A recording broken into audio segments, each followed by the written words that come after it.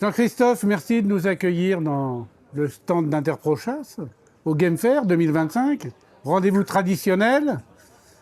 Et je vois à côté de toi Dominique Réan, un pro de l'aliment gibier, puisqu'il est responsable marché gibier Nord chez Novial. Novial qui est quand même le numéro 1 dans le Nord en ce qui concerne l'aliment, on peut le dire. Donc pour commencer, Dominique, c'est quoi un fabricant d'aliments ? Alors c'est quoi un fabricant d'aliments? Je vais essayer de te répondre en accent aussi sur notre métier qui est l'aliment gibier. On a un fil rouge chez nous, notamment sur l'aliment gibier, c'est qu'on doit amener à l'ensemble de nos clients éleveurs la capacité d'avoir de la nourriture pour produire des oiseaux qui, adultes, seront suffisamment sauvages pour générer le repeuplement. Ça, c'est le fil rouge et de toute la filière, quoi. Donc aujourd'hui, notre métier, c'est de dire, voilà, on a des formulateurs, on a des prémixeurs qui nous amènent des rations et à nous de choper dans l'ensemble des matières premières les meilleurs ingrédients pour produire différentes sortes. Ça va aller d'une micromiette pour des poussins qui font quelques grammes, des poussins de faisan, des poussins de perdrix, des poussins de caille, jusqu'après toute une procédure qui va faire que les formules vont évoluer suivant les stades physiologiques et suivant l'âge des oiseaux, donc justement composition des aliments, présentation des aliments, et jusqu'à terme, pour l'animal adulte, toujours garder en fil rouge l'idée de lui apporter les matières premières le plus proche de ce qu'il va trouver après dans la nature. Alors là, on a un avantage, c'est que le président de l'Interprochasse, c'est aussi le président du syndicat des éleveurs de gibier. Oui. Donc Jean-Christophe, c'est quoi un bon aliment ? Un bon aliment. C'est un aliment qui vient de chez Novial. Oui, je vais revenir un petit peu tout d'abord sur le métier des fabricants d'aliments. Et puis, c'est bien parce qu'on a yin et yang. Là. On a le nord et le sud, donc c'est très bien. Ça permet d'avoir une approche géographique sur l'ensemble du territoire, déjà. Secondement, ce qui est important pour nous, les éleveurs de gibier, c'est d'avoir la qualité d'un aliment, et quand on parle de qualité, c'est la composition en matière d'éléments principaux. Il parlait des prémixeurs, etc.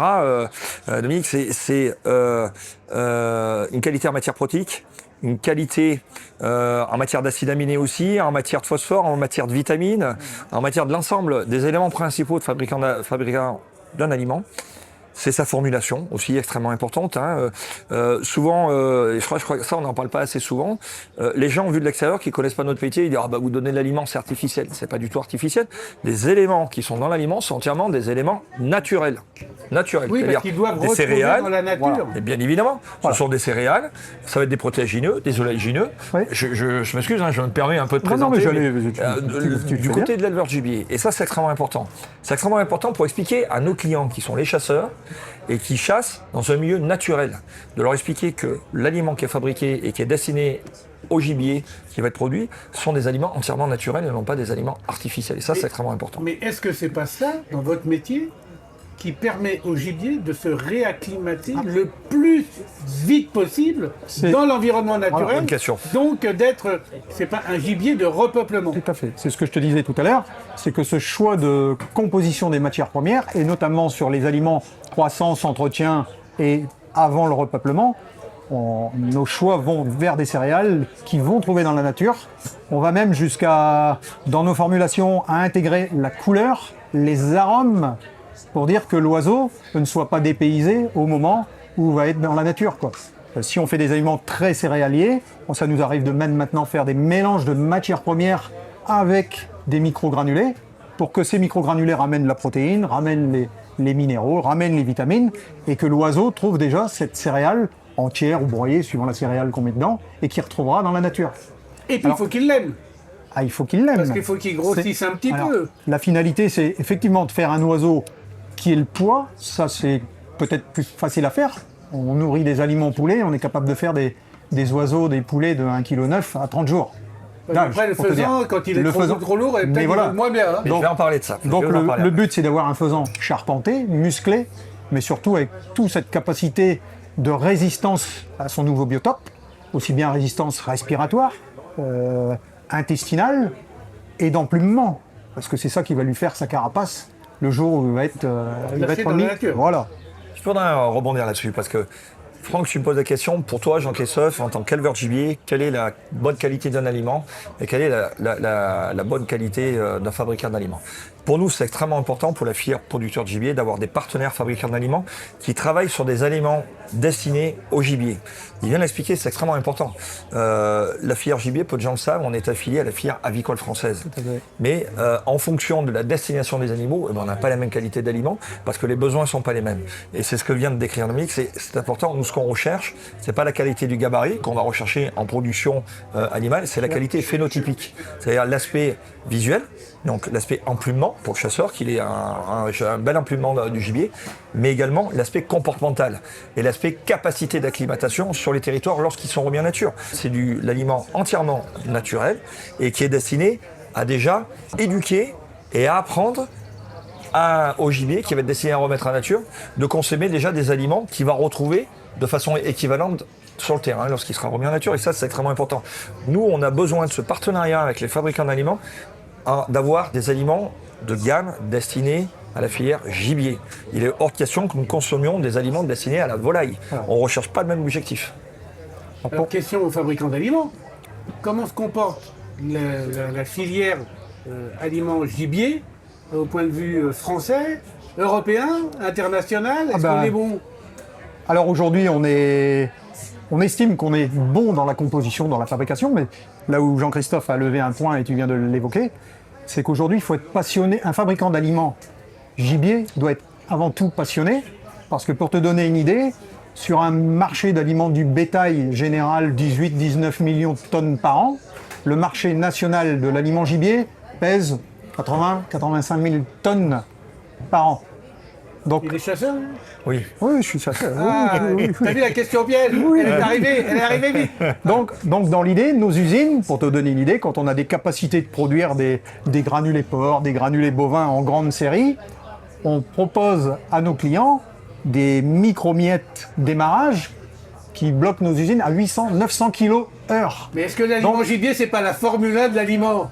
Est-ce que c'est pas, on n'est pas dans le... C'est le produit... Sur mesure. Alors, c'est le produit le plus technique à faire. Et c'est pour ça que je te confirme qu'il reste quelques marques et quelques usines qui investissent encore, qui y croient par passion, par volonté, parce que c'est des marchés de niche. Et il y a des groupes qui se sont complètement passés de cette hyper technicité, puisque c'est tellement facile à faire bien d'autres produits de grande cavalerie. Parce que l'économie... pas forcément rentable, et vous le faites aussi par passion. On le fait par passion, on garde des productions comme le lapin, on garde... Oui, effectivement, c'est notre métier premier. Nous, on évoque tout le temps en réunion chez Novial de dire il n'y a pas de petits créneaux, on doit être présent sur tout. Alors, pour aller plus loin, dans notre rôle aussi, il y a la composition et tout ça, mais aujourd'hui, on est impliqué fort dans les démarches de RSE. C'est-à-dire que même pour faire un aliment gibier, on se pose les questions de se dire comment va se passer des protéines d'importation, puisqu'on a envie que l'oiseau soit en bien-être animal, que l'éleveur soit en bien-être animal, mais on pense aussi au bien-être de notre planète, donc décarbonation, tous ces créneaux-là. Ça veut dire que tout le grain, tu le prends au circuit court, beaucoup autour de chez toi. La céréale, on y est. La protéine, on va de plus en plus vers des substituts de protéines que sont des acides aminés de synthèse. Et pour la protéine brute totale, on va avoir des sojas français, mais aussi d'autres sources comme de la févrole, du pois, d'autres sources qui nous lèvent vraiment cette empreinte carbone et qui nous disent voilà, on est classé, nos usines sont classées au CALIM, donc avec un respect des démarches, des procédures, de l'environnement et avec une vraie volonté de diminuer ce compteur carbone dans nos entreprises. Bon, dis-moi, on avait Gaël et Nicolas, des années arrivées. Il est bon, hein? Gaël, Nicolas, vous avez du souci à vous faire, hein? Eh les gars, vous avez votre remplaçant là, hein? Gaël, et il est bon. On a des bons professeurs. Donc, si j'ai bien compris, aliments vraiment techniques. Très technique. Technique et aussi avec un côté sanitaire, vétérinaire, alors, parce que... Voilà, l'un des derniers sujets que je veux aborder, c'est qu'on a parlé il y a des années de démédication. Aujourd'hui, on en parle encore parce que on se dit comment on va aller chercher tous les ans ces nouveaux concepts de thérapie végétale, d'acidification naturelle, de probiotiques, de prébiotiques, pour justement pallier à toutes leurs problématiques, qui restent des vraies problématiques d'éleveurs. Hein. Il y a de la concentration dans les bâtiments, il y a la météo. Donc aujourd'hui, on est capable, par des huiles essentielles, par plein de procédés. Alors, quand tu me disais c'est quoi aussi le rôle d'un fabricant d'aliments, ben c'est aussi tous les ans de botter le cul, pardonnez-moi l'expression, à J'aime nos, bien. à nos Lui firmes- aussi, il aime bien l'expression. à nos firmes de service, à nos vendeurs de produits dérivés. Réinventez-vous. trouvez des Réinventez-vous, solutions. allez chercher la plante qui va bien, allez chercher le complexe qui va bien, amenez-le nous, on fait des essais, il y a souvent des échecs, mais quand on sort quelque chose, aujourd'hui on sait, l'un des produits les plus consommés en volière, c'était quand même la vermifugation. Aujourd'hui, par la vermifugation naturelle, on arrive à se passer vraiment volontiers de cure régulière de vermifuge, entre guillemets, Est-ce que allopathique. c'est pas grâce à des gens comme Dominique que le gibier français est réputé comme étant le meilleur gibier du monde pour l'élevage? Alors, oui, moi, quand j'écoute, je suis éleveur et en même temps représentant national de la filière et un discours passionné, moi, ça me montre à quel point notre métier est un métier de passionné. On le voit dans tes propos, dans ton engagement. On a bien compris que la fabrication d'un aliment de gibier, c'est extrêmement technique. C'était une niche économique. Et moi, ce que j'aime bien aussi à dire, c'est que nous, la filière gibier, dont les fabricants d'aliments font partie au sein d'Interprochasse, c'est une filière éco-responsable. Et ça, c'est extrêmement important. Pour moi, ça a énormément de sens. On a, comme on dit, hein, on emprunte la terre, mais on ne l'achète pas. Il faut la laisser à nos générations futures et dans le meilleur état possible. Et cette réflexion autour de la décarbonation, la filière gibier s'est inscrite dans l'éco-responsabilité en matière d'agri-photovoltaïque, par exemple. On en parlera certainement dans le week-end du Game Fair. Tout ça démontre qu'on est une filière éco-responsable et qu'on s'engage dans la durabilité de notre filière et de notre métier et qu'on est de véritables acteurs responsables aux yeux de la société. Et ça, c'est extrêmement important de le faire savoir. Et ce fait qu'on travaille sur de la technicité avec des fabricants d'aliments, on a effectivement un temps d'avance par rapport à tous les fabricants de gibier en Europe et au monde, parce qu'on travaille tous ensemble de concert. Et Interprochasse joue ce rôle-là. Il joue ce rôle fédérateur qui permet d'échanger avec l'ensemble des acteurs de la chaîne et qui nous permet de sublimer un peu tout le monde. C'est la seule organisation, Interprochasse, au monde qui existe sous cette forme-là. Même en Europe, il n'y en a pas. Mais on n'a pas eu le premier salon, enfin un salon très important sur le gibier qui s'est passé en France, au Puy du Fou, je crois. Oui, bien sûr. Ça a été un événement majeur quand même. C'est un événement majeur. Ça a été organisé par les deux plus grands groupes de producteurs de gibier français. Il faut les citer, Gibaud Hondé et l'Envol de Retz. Ce sont des gens qui sont leaders sur le marché français, mais également leaders sur le marché européen. Parce que justement, ils travaillent, ils ont un service d'ingénierie, ils ont des gens qui travaillent dans la recherche, etc. Personne n'a ça, même au niveau mondial. Moi, j'ai été surpris qu'ils travaillent uniquement sur le marché européen. On a organisé pour la première fois au monde cette conférence en Europe. Habituellement, ça se fait aux États-Unis. Mais quand j'ai vu quand on a permis de se jauger un peu par rapport aux autres pays, eh bien, franchement, on est en avance, quoi. On n'est pas ridicule. Bravo, on fait partie des leaders et on incite à ces gens-là à évoluer aussi. Je trouve que c'est extraordinaire. C'est bien d'avoir une interprofession comme Interprochasse qui permet à des gens comme toi de voir aussi bien les chasseurs, les fabricants de munitions, les éleveurs de gibier, les accouveurs, et de faire une sorte de lien avec des tables rondes comme on en a eu sur le Game Fair. Ça permet d'échanger et d'avoir une proximité qui est importante. Tu touches du doigt une nouveauté pour moi, parce que moi, ça fait 32 ans que je suis dans l'aliment du bétail et notamment du gibier.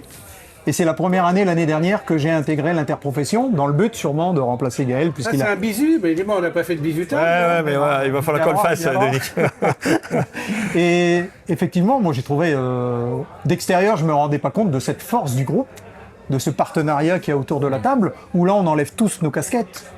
Je veux dire, moi, quand je suis à côté, nous on est la coopération ramener agricole, dans le même sens. On travaille sur le terrain en concurrent avec d'autres organismes, mais autour de la table de l'Interpro, on est tous fédérateurs, on est tous liés à la même vocation, comme je te disais tout à l'heure, le fil rouge, de continuer à pouvoir produire cet oiseau de repeuplement et qui va... Et dernière chose, on essaye, nous, à notre niveau, de s'impliquer aussi, parce que tout ça, ça peut être des blablas, mais il faut aussi qu'il y ait une réalité économique et une rentabilité économique pour nos éleveurs. Donc à nous aussi d'être très bons là-dedans pour amener De toute façon, la meilleure différenciation. dans l'interprochasse, quand il y en a un qui ne rame pas dans le bon sens, pense que le président intervient assez rapidement et qu'il ne le fait pas 2 fois. Le message est passé. Est-ce que tu as une autre facette de ton métier à nous raconter? Est-ce que tu veux conclure Non, ce que je veux conclure, c'est que voilà, on a besoin de tout cet engagement. C'est-à-dire que on essaye de faire les meilleures rations possibles, les meilleures présentations possibles.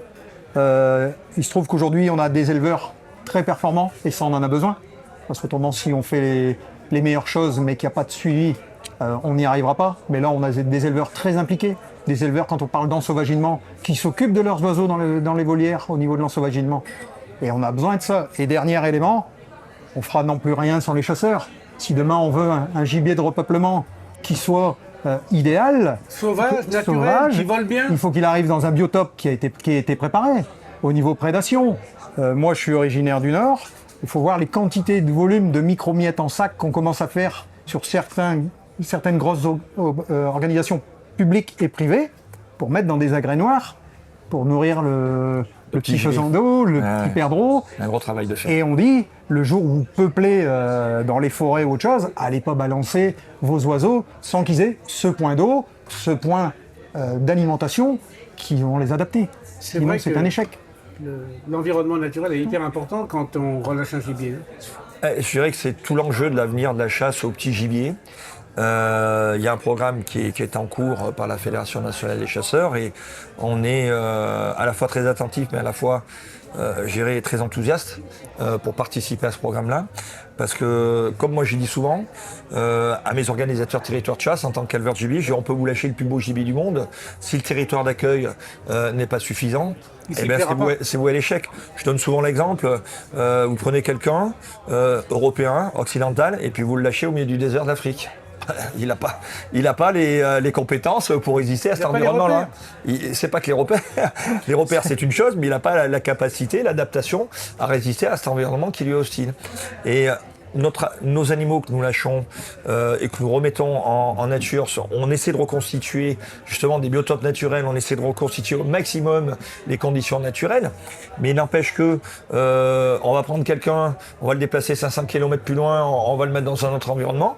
Nous-mêmes les humains, quand on change géographiquement pour des raisons professionnelles ou quoi, au début on ne connaît pas notre environnement. Donc on est affaibli par rapport à ça. On ne connaît pas les réseaux, tout ça, etc. Et bien le gibier, c'est la même chose. Il a besoin de s'acclimater, il a besoin de ce temps d'acclimatation. Et pour qu'il ait ce temps d'acclimatation, il ne faut pas qu'il arrive sur un terrain hostile. S'il arrive sur un terrain hostile, ça va tout de suite le dégrader, voire le tuer. Bah écoute, pour une première intervention, Dominique, bravo. Il a fait un sans faute. Restez connectés, on est au Game Fair 2025 et il y a plein d'autres interviews. On va parler justement des volières, on va parler aussi des munitions, on va parler de la législation, on va parler de plein de choses. Absolument. Et donc, c'est l'émission qui suit. Interprochasse est très heureux de vous accueillir au stand K12 au Game Fair. Comme toujours. N'hésitez pas à venir. Merci Dominique. Merci à vous. Merci Jean-Christophe. Merci Franck. Restez connectés.